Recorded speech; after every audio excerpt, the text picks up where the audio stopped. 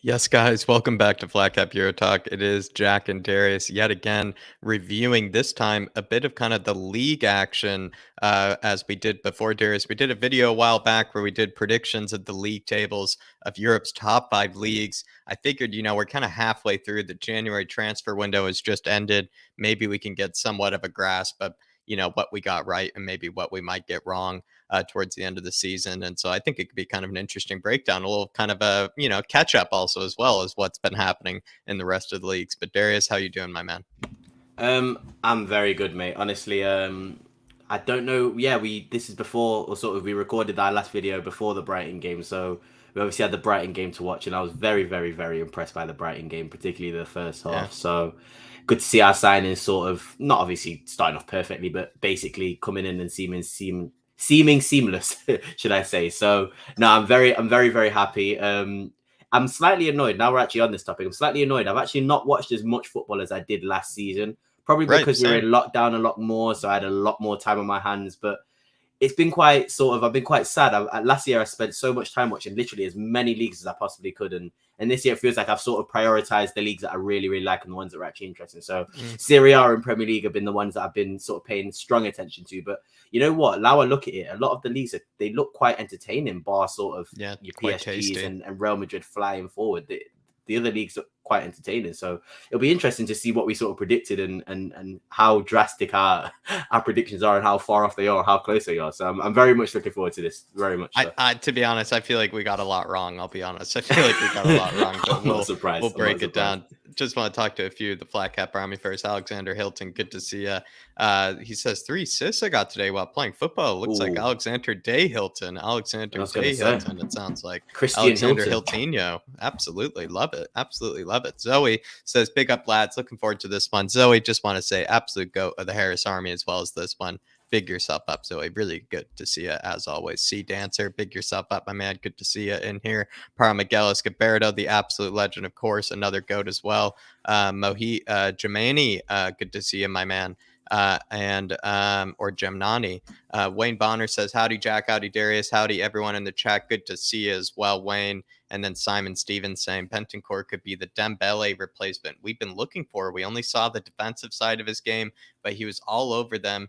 And from Juve highlights, he looks effective going forward too. He's a classy player, I think, Simon. We're Mm, starting to realize that sometimes, maybe you're buying a player from another team and you kind of want to, be a bit skeptical, but you have to just face the facts that Bentancur is not only younger than majority of our midfielders, apart from Skip, but he's also played in more high-profile yep. games, played with more high-profile players, played Actually won at a league and been actually pivotal in won that league win as leagues, well. Yeah. actually been, highly rated since a very young age. A lot of things that you can't really say about our other midfielders, to be honest. Maybe Mm-hmm. again, except Skip, I would probably say. So I think he's just going to be classes above them, absolute classes above them. Mac, good to see you as well. And then Zoe as well, saying Paro, absolute legend. Of course, he is the Truth. absolute Truth. legend. But let's break it down, everybody. So we are gonna just kind of do our vegetables first. I feel like do a bit of Liga, maybe the one maybe I'm not really most excited about. We're gonna break down our original predictions. Darius and I, in the beginning of the season, we gave our predictions on the top six of Liga, and we can see how they maybe look right now. I feel like after the January transfer window, a little bit past halfway season, you could probably say you can make pretty strong predictions and bold predictions now as to how the rest of the tables will kind of finish out. So let's just see then maybe how Darius and I have really done so far. We kind of went for very similar picks for at least the top four, with both of us going with PSG, OGC Nice, AS Monaco, and Marseille. But after, I believe, around 21, 22 games, they feel like in Liga, PSG are on top with 56 points, Marseille with 43, Nice with 42, Strasbourg with 38, Rennes with 37, Monaco with 36. It feels like we got the OGC Nice thing kind of spot on with Christophe Galtier. I would say they have an absolutely flying young system there. They really do. Or I would probably make a bold prediction. They might be kind of the next kind of, I don't know, contender with PSG for the next 10 years. I feel like OGC Nice, especially if they keep Galtier. But Marseille seems to be the one that we didn't really give enough respect to, Darius. And also as well, AS Monaco are the ones that really dropped off. I don't know how long you want to spend in Liga, but that's what I can at least sum up from what we've gotten wrong there is maybe Olympique Lyon not doing so well. Maybe that's one you got wrong there. But as well as AS Monaco, I feel like maybe we just a bit underestimated. Or maybe overestimated, you might say. I tried to go a bit cheeky. I looked at the beginning of the table when we made these predictions, saw that Nantes and Angers were doing really well in the beginning of the season, and I went for the bold prediction that they would stay there. Turns out I got that wrong. But I mean, I don't know, Darius. I haven't really watched any Liga this season, but neither break have it I. down for me. I mean, do you think maybe OGC Nice, Marseille, is that going to maybe be the thing to look out for there? Maybe the battle for second. Spot on. I was literally going to say that. I mean, PSG are PSG.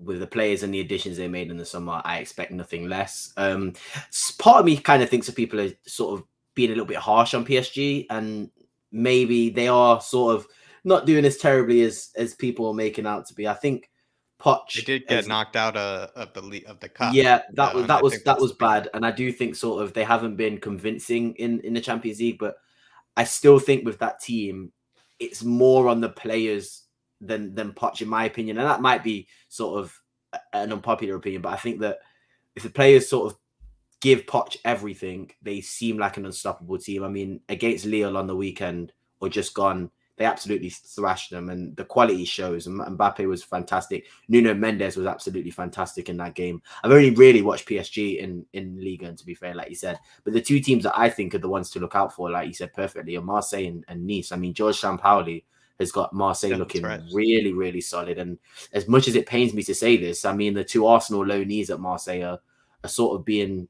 sort of linchpins in his system and his team. I mean, Saliba's a fantastic centre back. I will say that. I don't think he's sort of the Mbappe of centre backs as everybody made him out to be, but nevertheless, he's a very calm, very sort of confident centre back. And Guendouzi again didn't really rate him at Arsenal, but looks like he's Marseille and Liga is his level, and he seems like he's a very decent midfielder in Liga. And so, yeah, they're the two to watch out for. Obviously, the league is done now. 13 points is going to be pretty much impossible to scrape, but yeah, I mean, those two teams, Nice, if they keep Gaultier and the players that they've got, they can build on it. Definitely, 100%. I believe they have one of the youngest teams like in all of Liga, which is saying something. And then as well, I believe they have one of the youngest kind of academies, or at least one of the better academies of Liga, as well as they have just, they've been really investing in kind of buying younger players for Christophe Galtier, which I think will only breed a lot of success. And who knows, maybe he'll challenge them next season for a Liga title.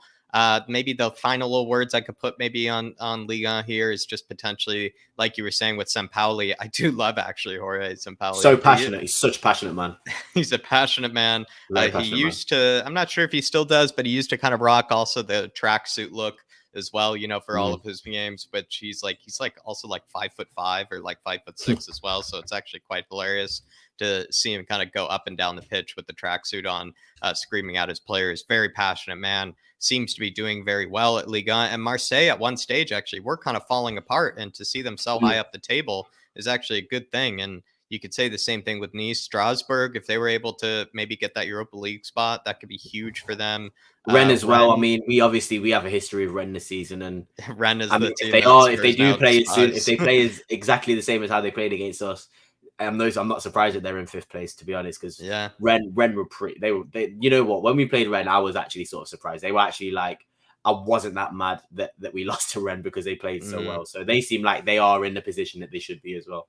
The big drop off, you might say, is Olympique Lyon, who I guess luckily I probably would have if I wasn't being ridiculous about the Angers prediction.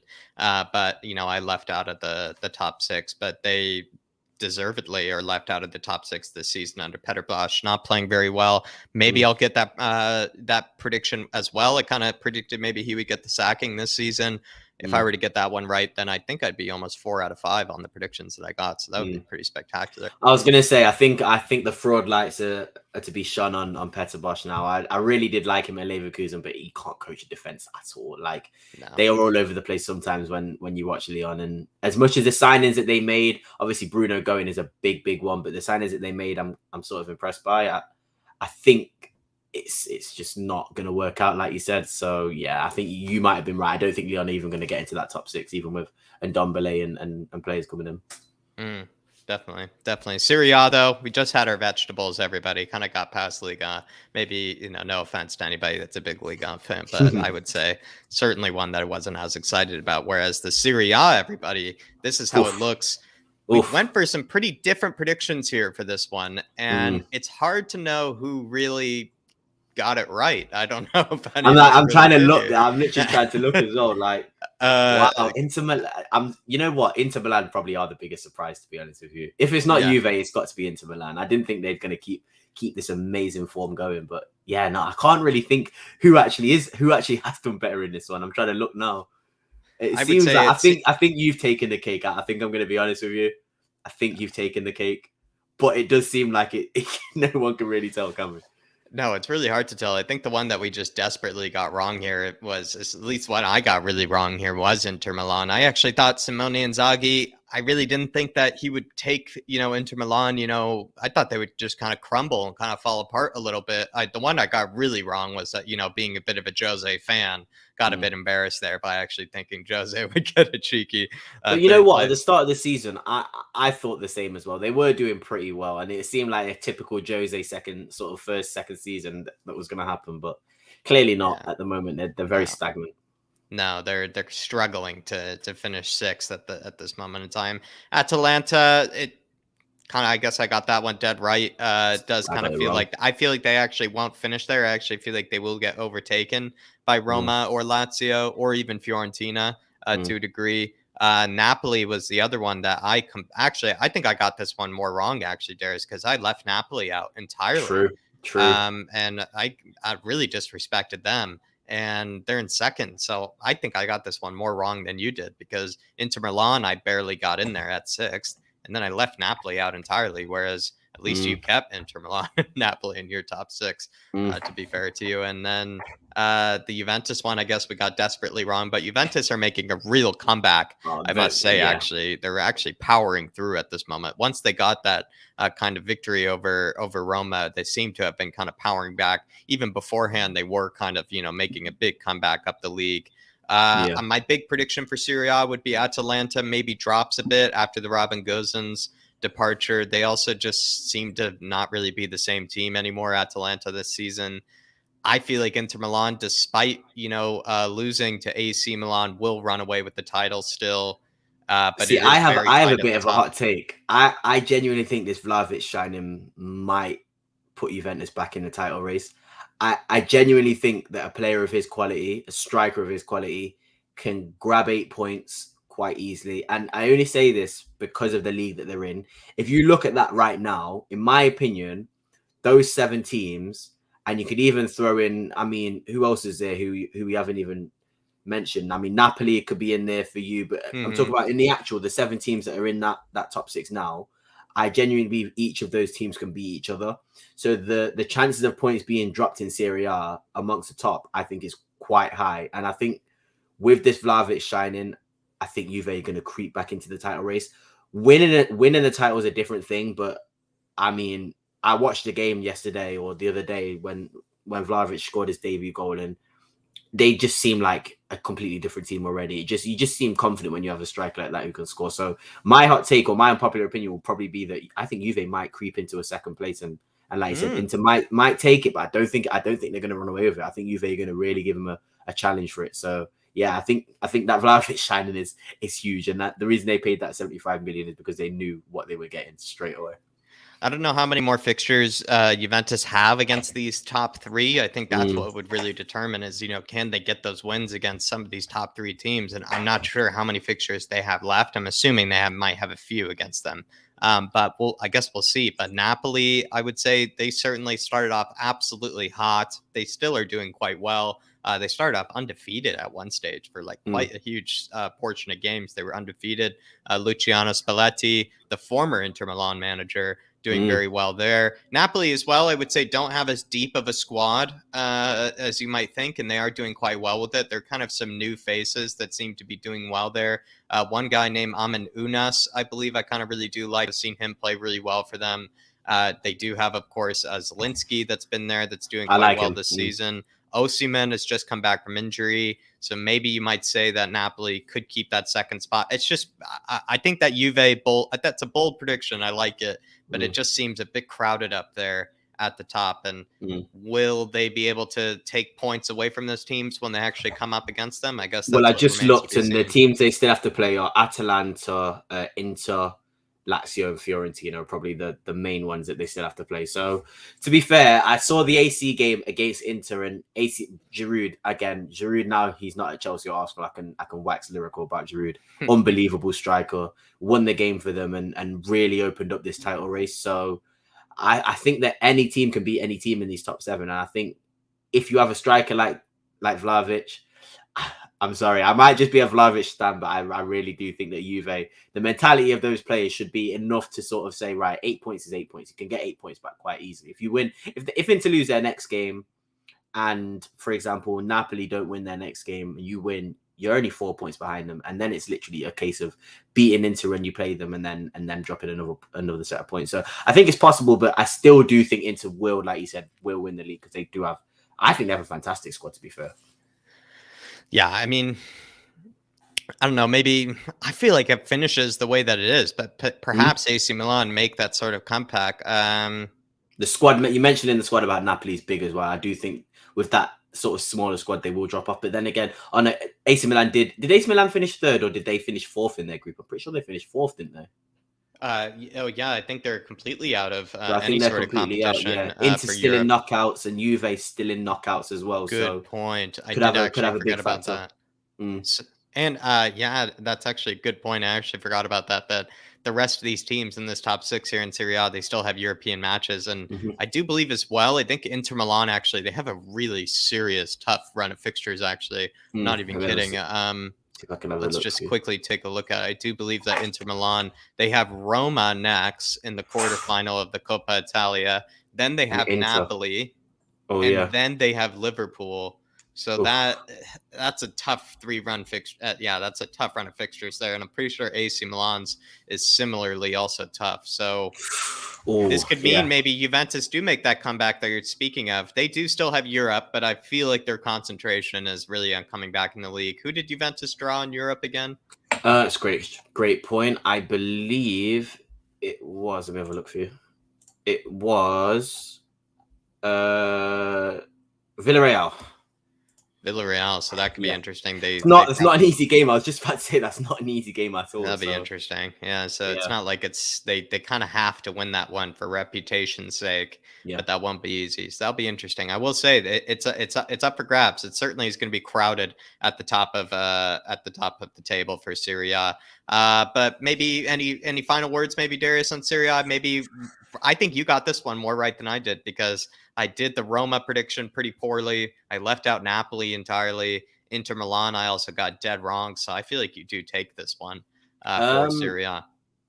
I will only say this to finish off. At the moment, in my opinion, this is the second best league in terms of quality and in terms of competitiveness. As you can see by the points, clearly there's always been sort of 7 teams. I've always said this about Serie A. There's always been 7 teams who you expect to be able to beat each other quite convincingly. Sort of Inter can beat Napoli convincingly. Napoli could beat Inter convincingly based on the game.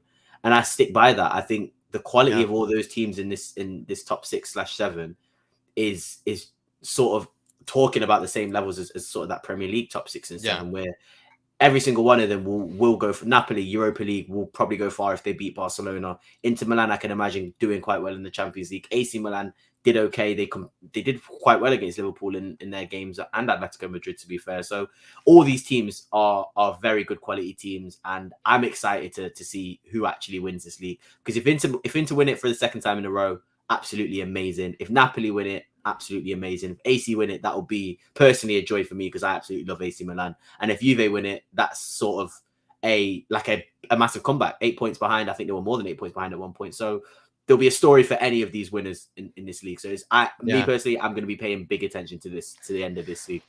More of a title race here than there is in the Premier League. I mean, that's 100%. Just quite obvious, and even more of a battle for the top spots. We'll get to this later. Even your top 4 to 6 battle is going to be very juicy, very, very juicy. And just like you said, there's about probably even, like you said, 7. You could even say 8 teams. Fiorentina, yeah, 8 definitely. teams maybe in Serie A that really all are fully capable of beating each other, and that's what makes it perhaps sometimes one of the most Fantastic. competitive leagues. And Mm. similar to, maybe I would say, what makes the Serie A, its similarity with the Premier League is probably that is the size of these different clubs, and there are more derbies and more kind of bigger high profile games Mm. with a lot of sort of meaning and context behind them in the Serie A than maybe we realize. And that's what makes it maybe similar to the Premier League is Yeah. there are some easy games in the Serie A, but there also aren't that many, But easy even games like you as said, well. even like your Sassuolos, your Genoas, your Bolognas, your Yes, Torinos, these they're are not tough teams. Sampdoria. They're not easy teams to beat. I definitely agree with you when you sort of say in terms of quality of teams, Premier League is probably the second, or Serie A is only probably second to Premier League. Because like I said, I've named 10 Yeah. teams here that I wouldn't like to face as a Tottenham fan. So no, definitely I agree with you there. Yeah. Yeah. Well, there we are, everybody. Bit of respect towards the Serie A. Maybe just quickly, I feel like Inter Milan, I think they're taking the title, Darius. And Mm. then let's predict the top 4. I feel like Inter Milan, I'm going to go Inter Milan, AC Milan, Juventus, and Napoli. Napoli I'm finished gonna 4th. Napoli dropped down to 4th. Juventus take 3rd. I'm gonna go Inter, Juve, AC, Napoli as well. I'm gonna put Juve second though. Wow.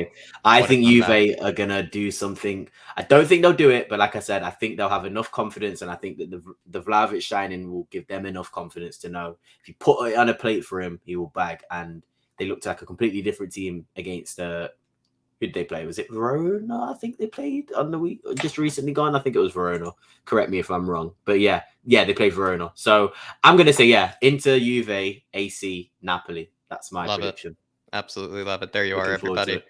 Moving on to the Bundesliga. I'm actually quite excited about this one. Always love Same. talking a bit of bully. But we've gone for, again, actually identical tables here. So we had very, very similar thinking. So I guess we're either going to get this really right or we're going to get this really wrong. And by the looks of it, we've gotten it pretty wrong here. And maybe the story Wow. is of the Bundesliga this season. The big story this season with the Bundesliga, everybody, is there have been major powerhouses, major kind of founding fathers, you would say, the Bundesliga that have been really dropping in form. RB Leipzig have been like clawing their way back up the table. Wolfsburg are doing atrocious in the table. Borussia Mönchengladbach are doing pretty atrocious. Eintracht Frankfurt are doing pretty poor. I believe Hoffenheim are not doing so great either. Of course, we all know Schalke got relegated last season. It's kind of been a big change up in the Bundesliga, and it's actually been quite fun, actually, to be fair, I like to love it. see kind of Absolutely love smaller it. teams, come out and maybe, perhaps take away these spots from the bigger kind of old powerhouses of the Bundesliga. Even also last year, Werder Bremen got relegated. They had been in the Bundesliga for a long time. So there's just kind of this big switch up and change up going on in the Bundesliga, which I actually am a big fan of. But still, Bayern are not really running away with the league, but are still kind of doing quite well. They've had a few slip ups this season.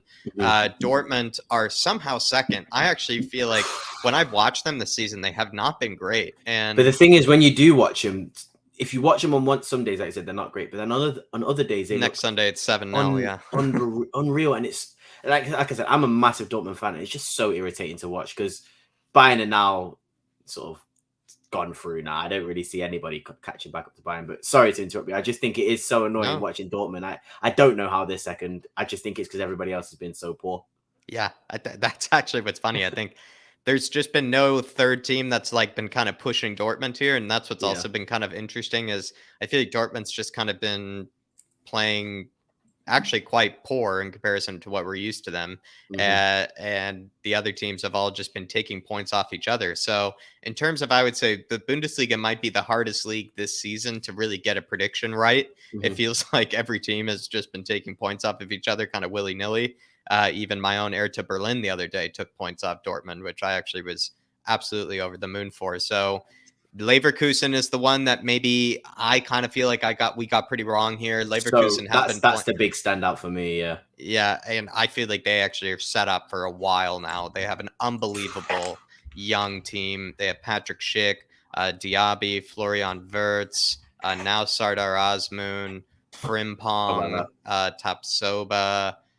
Plenty of others I know I'm missing as well. But I would say Bayer Leverkusen, anybody, just do a raid. Spurs fans, if you could, probably transfer-wise, Daniel Levy, Paratici, just do a raid on Bayer Leverkusen, please. I think you won't be disappointed. Unbelievable. Maybe the big story is RB Leipzig potentially as well. Like RB Leipzig had that huge drop off under Jesse Marsch. He got fired, I believe. I think I got that. I think I predicted he would get fired. You did, yeah, you definitely did. Because I didn't think it would happen because I really like Jesse Marsch, but yeah, I definitely remember you saying that.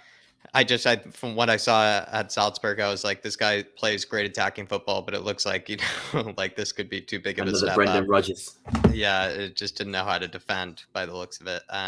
But Jesse Marsch took them really far down. They had a horrible start to the Bundesliga. Now they're kind of clawing their way back under, I believe, the former Schalke coach, this Italian guy. Domenico Tedesco, is that his name? Yes. Well, there you go. There you go. I've been doing a little bit of research because they look back like they're sort of the Nagelsmann Leipzig again.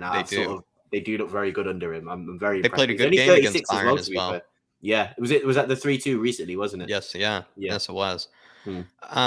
Union Berlin, I guess, and I haven't actually been aware of this. From what I saw, is that Union Berlin this season have been kind of just clawing every sort of result. So many snatch and grabs. Like I think they're kind of like a Burnley. They're the Burnley of the Bundesliga, but maybe German kind of version where it's high pressing, like kind of staunch defending. Not your kind 4-4-2, yeah, 4-4-2, but with a bit more gegen pressing.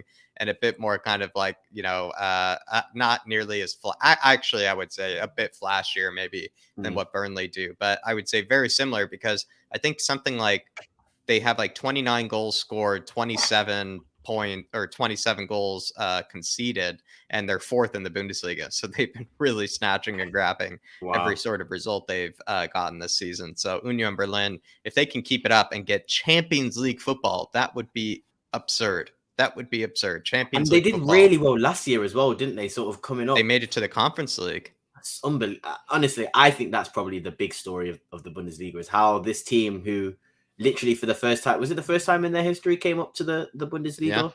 Yeah, and first now time in their history solidified themselves as a top 6, top 7 team. I mean, it's unbelievable, to be honest with you. I can't believe they actually are in fourth place. I didn't even know they were in fourth place until you just showed me this now. So that's kind of blew my mind a little bit. No, it is. And even the teams below it, as well. SC Freiburg, I believe as well, like Christian Streich, I believe his name is. He's doing like a fantastic job. He's kind of like Graham Potter kind of esque where I think he has a bit of this like psychiatrist kind of like human element to how he kind of, gets to his players. Apparently there's like a real sense of camaraderie amongst the Freiburg squad. There's like a real sense of kind of like, belonging and family and kind of friendship there, which he seems to have built. And so they really do work really hard, that Freiburg team, and have done really well. They started off really hot in the Bundesliga, started off really well. I feel like they've kind of fallen off a bit, but not really, considering the fact they're still in fifth. Yeah. And then Köln, who actually I would say are managed by, forget his name, it's something Baumgart, like Stefan Baumgart, I think his name is. He actually rocks the flat cap and is actually one of the most hilarious sort of managers where he wears like usually like a white stained like polo sort of kind of collared shirt, wears his big gray flat cap, sounds like he smoked probably 1,000 cigarettes that day and has also drank 1,000 half-liter beers as well. I honestly, I think he's hilarious. Stefan Baumgart. He sounds like a member of the Harris Army, to be fair. He's apparently a huge like heavy metal guy. There's a video of even him like when he was in quarantine for COVID. He was watching his team from like his living room, and his like kids were filming him watching the game. It was pretty. I don't know.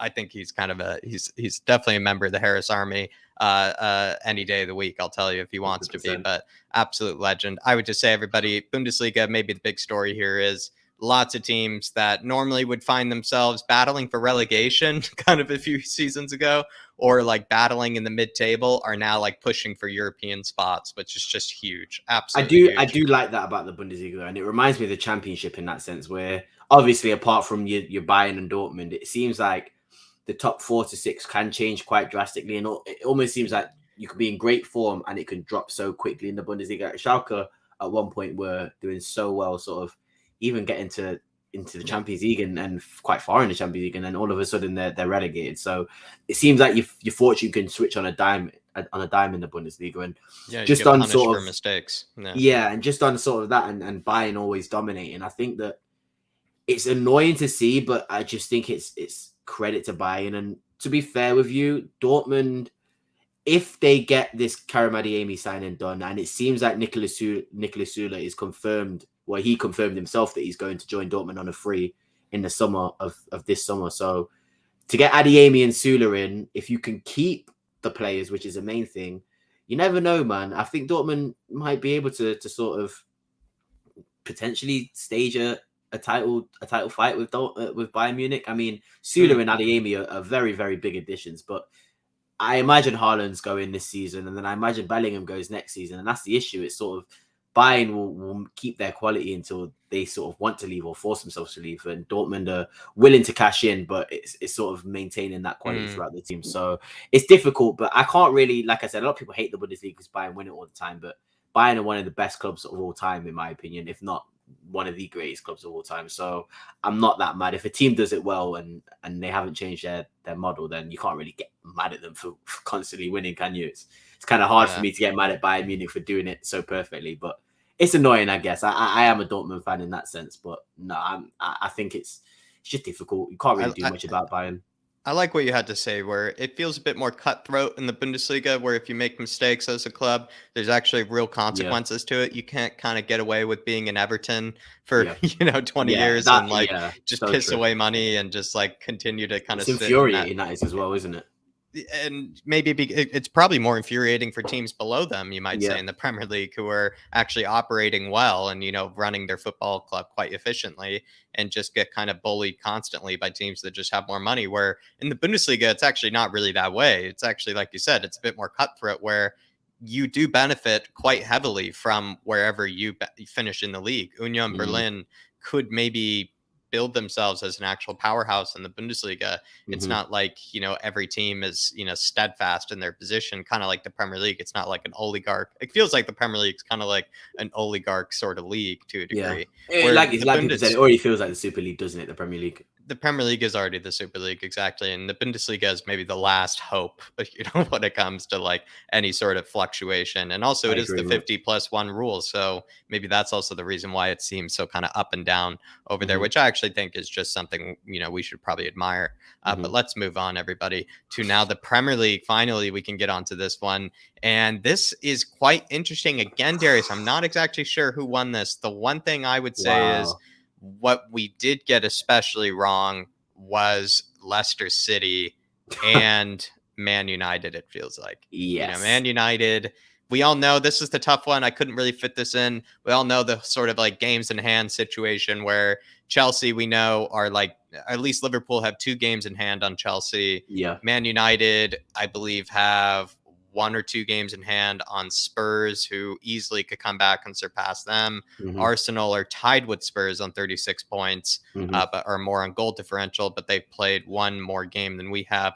And West Ham, I believe, have played at least 2 games in hand more than the rest of these teams. I think except Spurs, where they played like 3 games more than we have or something like that. But Darius, the top 3, at least, I will say, you did put Man United in the top 3. What has gone wrong for Man United? Oh, it looks so bad. By the way, before we get into the Premier League, I just want to sort of round of applause for Jack Kinnicky, please, because I thought the Liverpool prediction was going to be an absolute gold dust prediction, and it turns out that Liverpool prediction is going to be a gold dust prediction, because I think that you got it spot on. And now with the addition of Luis Diaz, it looks almost more certified that they're going to get second place.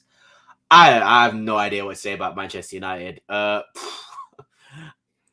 actually trying to think to myself now, like looking at that table, like they must have been doing so well when we did this video, because I know they won 4-1 on the opening day. Yeah, they must have still been doing so well, because God knows why I predicted the 3rd place. I don't even rate Ole Gunnar Solskjaer like that, and even after he got sacked, they still haven't looked that convincing. But I think Chelsea have been ravaged by injuries. As much as I do want to slander Chelsea for not maintaining that sort of good form that they were in at the start. They've been completely ravaged by injuries. So, but they've got the squad for it. So I guess you can kind of not feel sorry for them at the same time. But that's why I guess they are third place. Man United, mate, could you explain to me? Because I genuinely don't know why I put them in third place.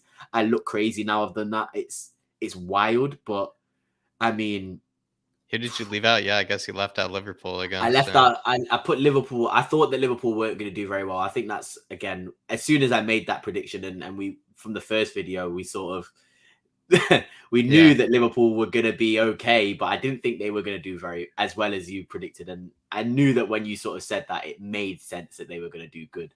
The big one for me is us. I know Big Time Goethe in the comments has said that we don't even have us at fourth. In our defense, Big Time Goethe. This was under Nuno. This was under Nuno. This was the most down bad probably period of time we were as Spurs fans. So I don't think that I take back what I said. Now, though, I'm actually quite happy to see that. Now though, I will definitely I'm pretty sure, like I said, after you've had your say on your positions, I definitely think that we will change our top fours quite drastically now and sort of realign them to what we actually think that's going to be after sort of 20 odd games. But I'm interested to know, sort of, did you think that Man U were going to do as badly as you thought? And did you think that Leicester were going to do as badly as you thought? Because did you know that Leicester have conceded 58 goals this season? That's more than any team in the Premier League, which is, to me, blows my mind. But yeah, I'd love to know what you think about sort of our predictions for this league. I feel like with Man United, I think if I remember correctly during that video, I remember just saying there's just no way Ole Gunnar Solskjaer at the time.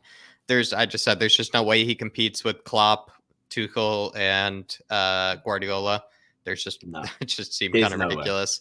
I did have them at fourth because I just felt like the squad is good enough and they will just kind of scratch their way in. I feel like I even remember using that phrase. They will kind of just scratch their way into fourth. When it comes to Man City, I feel like I was so close to actually putting them in like third or fourth. I actually really thought this was going to be a bad season for Man City. It clearly hasn't been.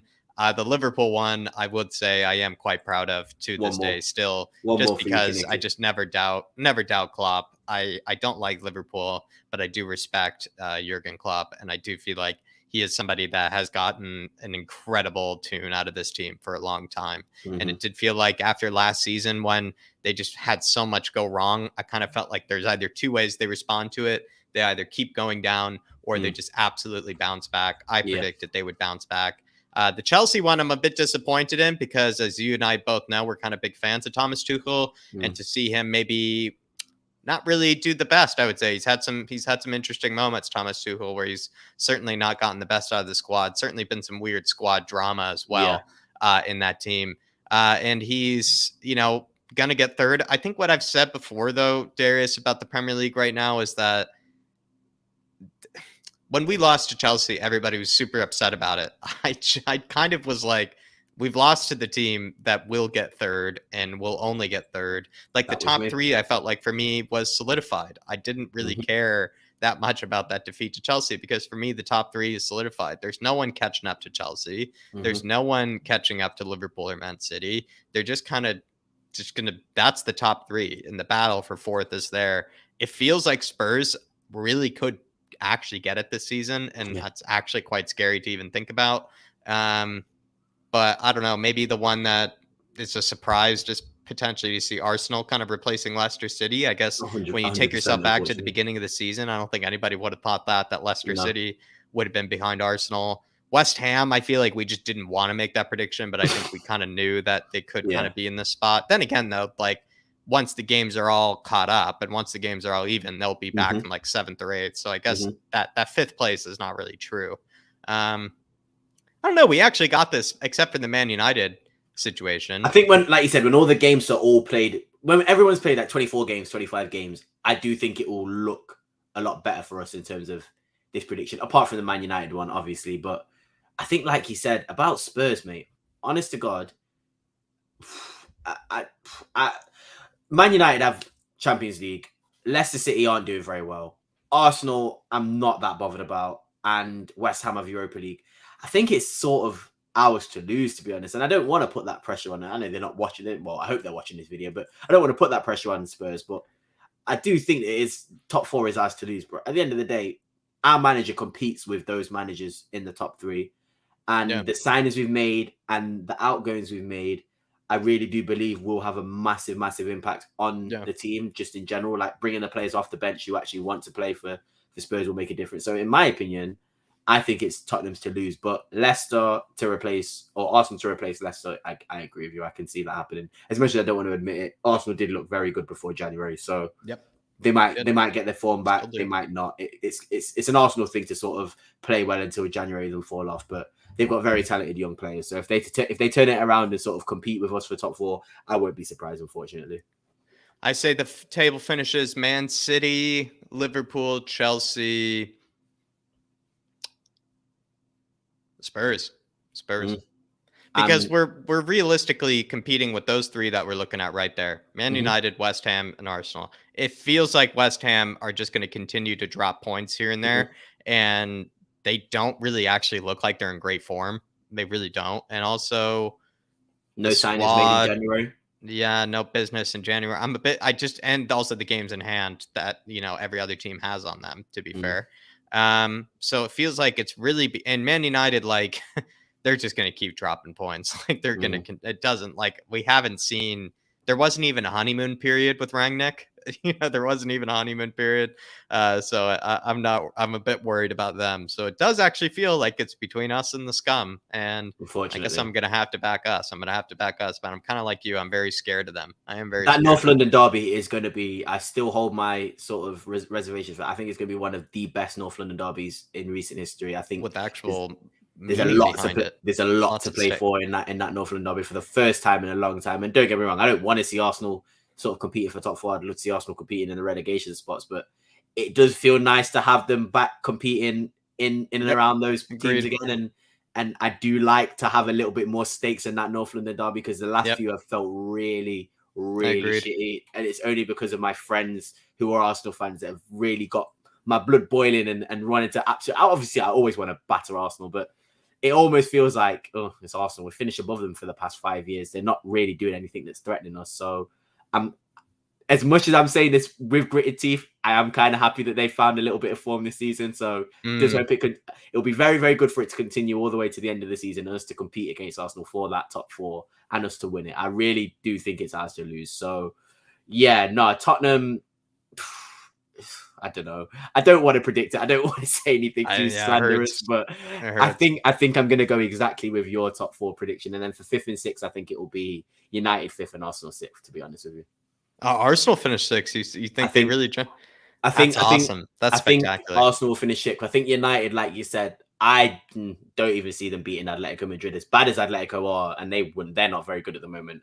I actually don't see. I think that game's going to be 2 of the worst games of football in the world, but I still think Atletico will beat Manchester United. So they will have nothing to compete for on that sense as well. So if they do get knocked out by Atletico with their squad, I think they will compete with us more and they will finish above Arsenal. That's my prediction. I like that. Actually, that actually does make sense out loud. Finally, last but not least, La Liga. Atletico Madrid, Darius has gone for us to win it. I could see where he's coming from.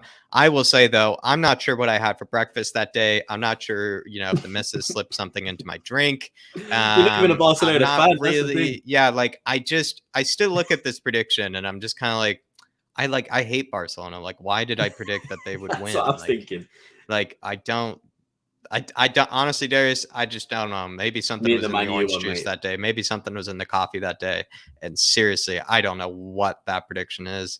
I don't even back it was weird too because like I can't picture one stage of what the season where I was praising Barcelona. And apparently when I made these predictions, I must have been thinking something. I must have been thinking something like Barcelona, make this historic comeback using the La Masia Academy and,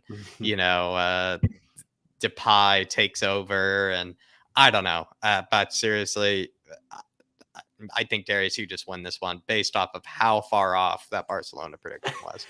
My thing, right? Atletico Madrid have been the most disappointing team this season. I don't actually think Barcelona have been the most disappointing team this season, in my opinion, because I don't know if this was done before Messi had joined PSG. I can't remember when we exactly did this video. if Messi had left by the time he'd done this video, then I definitely agree that Barcelona would never have been sort of near No, that he top definitely three. had left. He He definitely had had left. left. So I honestly think Atletico have been the most disappointing team this season.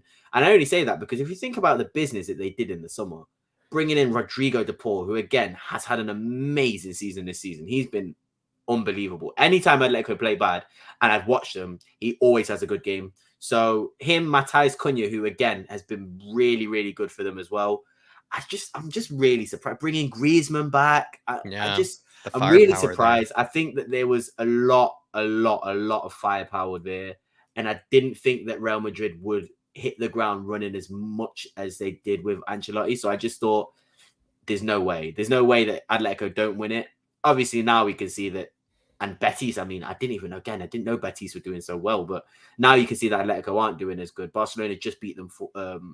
I think it was 5-2. Yeah, that was a big game. I And watched that game as Barcelona well. looked miles better. Looked a Very, lot very better. good. Adama looked very good, to be fair with you. So I think it will actually be me who looks a little bit sillier because I think Barcelona will finish above Atletico Madrid this season. So in terms of the finish, I think it will probably be Real Madrid, obviously. Vinicius Jr., big shout out to Vinicius Jr. I think he's turned it around completely. From when Benzema was saying, my mother's life don't pass to him, and now him and Benzema are like the best combination pair in all of European football. I mean, Benzema, what a freak of nature of a football player.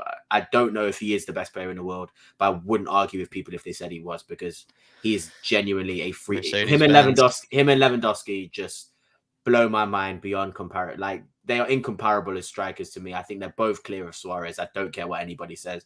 Benzema is unreal, and I don't see them stopping. So, and you know what? I actually think Real Madrid will do quite well in the Champions League as well. That's my sort of. I think they'll be the dark. It's crazy to call Real Madrid dark horses in the Champions League, but I think Real Madrid will actually surprise a lot of people and do quite well. So, as bad as our predictions look in terms of the future, I think it will be Real Madrid, Sevilla. I think Sevilla will keep their second place because Lopetegui, rate him so much. Good and squad. The points. Kept Diego Carlos. Kept Koundé, obviously. I think they're points ahead too. I think they're going to keep their second place. Barcelona, I think, will comfortably finish in third now with their additions with Ferran, Adama, and Aubameyang.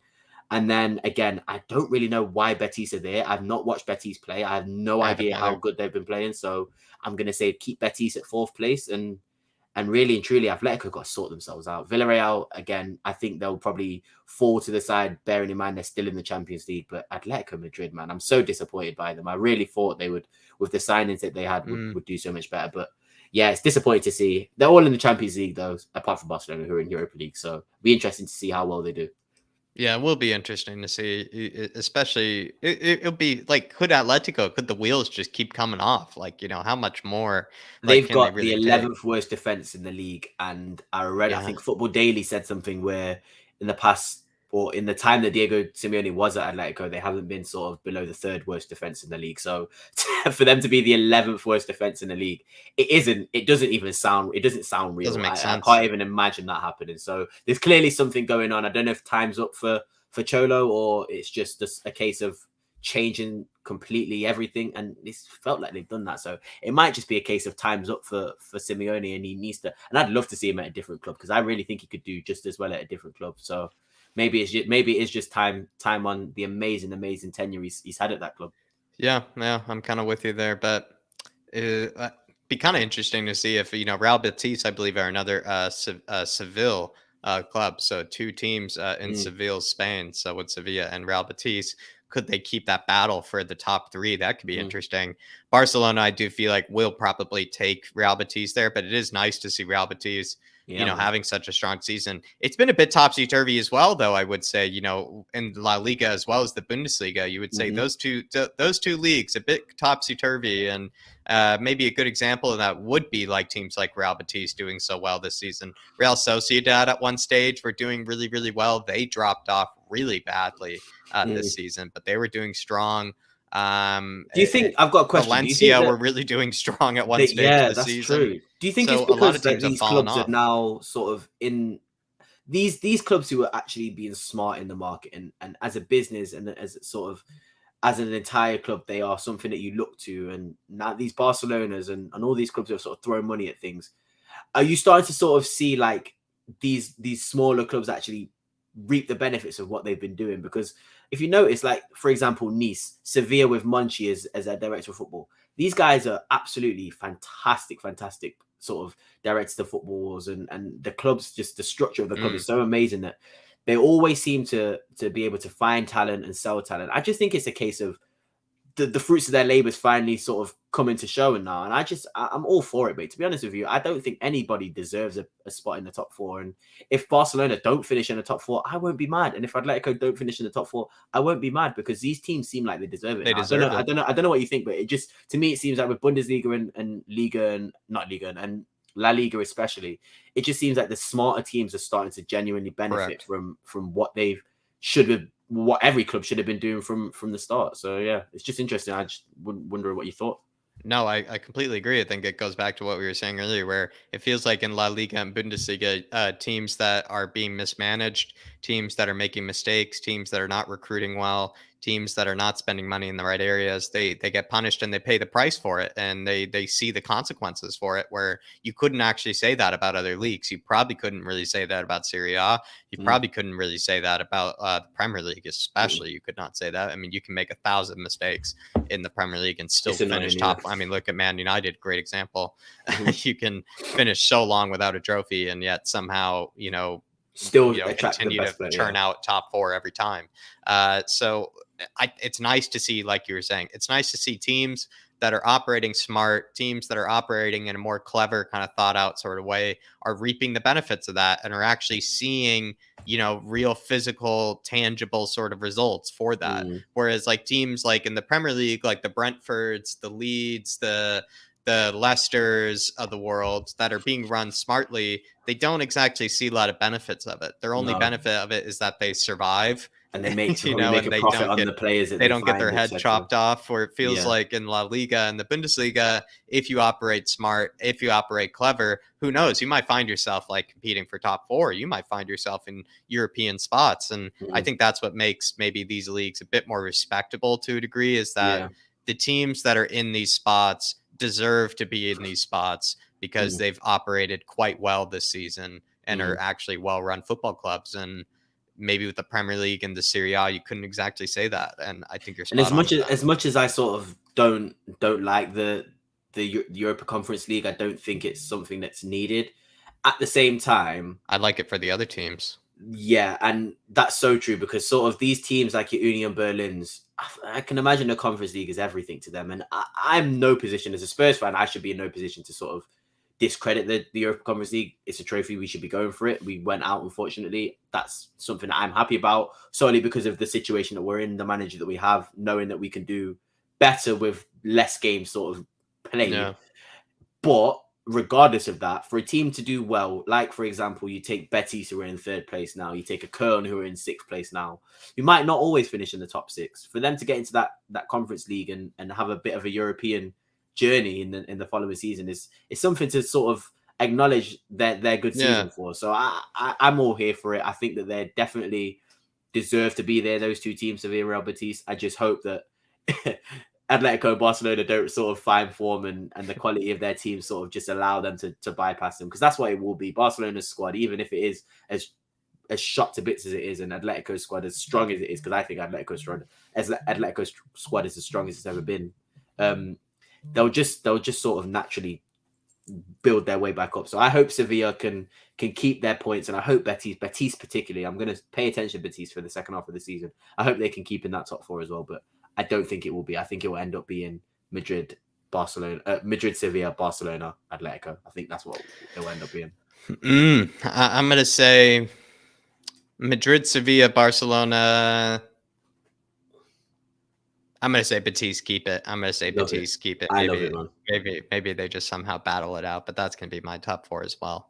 But that is the end of the top five league sort of predictions, everybody. We did just break down every single league, how we think it will finish out. We broke down our original predictions and kind of took a look at it and just seeing, how we basically done. It kind of felt like, I feel like none of us really got any of them really that spot on. It kind of felt like no one really did any of them really so exceptionally well. Maybe because this this season hasn't really been that predictable in all of Europe's Mm, top 5 leagues. I feel like there's been kind of a lot of upsets. There's been a lot of different sort of teams kind of, making a name for themselves, which is all spectacular to see.